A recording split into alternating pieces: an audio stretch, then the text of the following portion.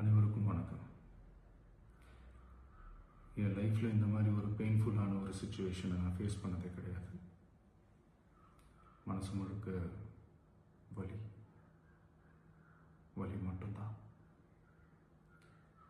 இந்த சுற்றுப்பயணத்தில் என்னென்ன மக்கள் பார்க்க வராங்க, அதுக்கு ஒரே ஒரு காரணம் தான், அவங்க என் மேலே வச்சிருக்கிற அன்பும் பாசம்.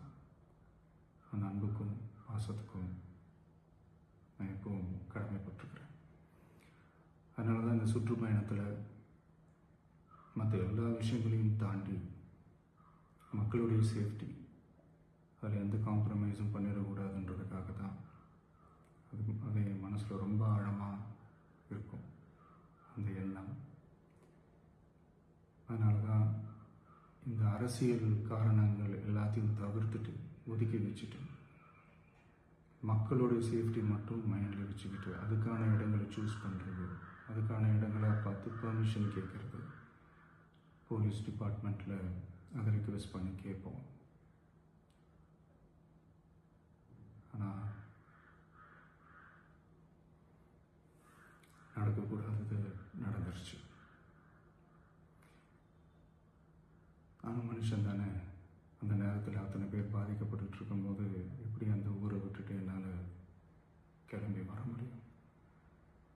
நான் திரும்ப அங்கே போகணும்னு இருந்துச்சுன்னா அதை ஒரு காரணம் காட்டி அங்கே வேறு சில பதட்டமான சுச்சுவேஷன்ஸ், வேறு சில சம்பாவிதங்கள், அந்த மாதிரி எதுவும் நடந்துடக்கூடாதுன்றதுக்காக தான் நான் அவாய்ட் பண்ணேன்.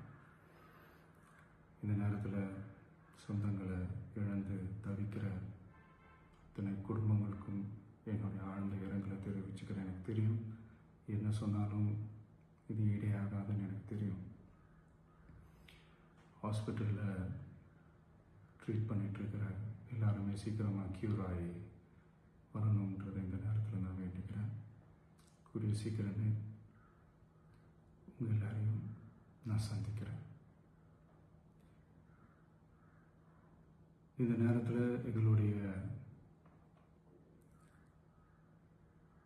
வலிகளை, எங்களுடைய நிலைமையை புரிஞ்சுக்கிட்டு எங்களுக்காக பேசின அரசியல் கட்சிகளை சார்ந்த நண்பர்கள், தலைவர்கள் அனைவருக்கும் என்னுடைய நன்றியை தெரிவிச்சுக்கிறேன். கிட்டத்தட்ட ஒரு 5 மாவட்டத்துக்கு பிரச்சாரத்துக்கு போனோம். இந்த மாதிரி எதுவுமே நடக்கல. ஆனால் கரூரில் மட்டும் ஏன் எப்படி நடக்குது? எப்படி நடக்குது?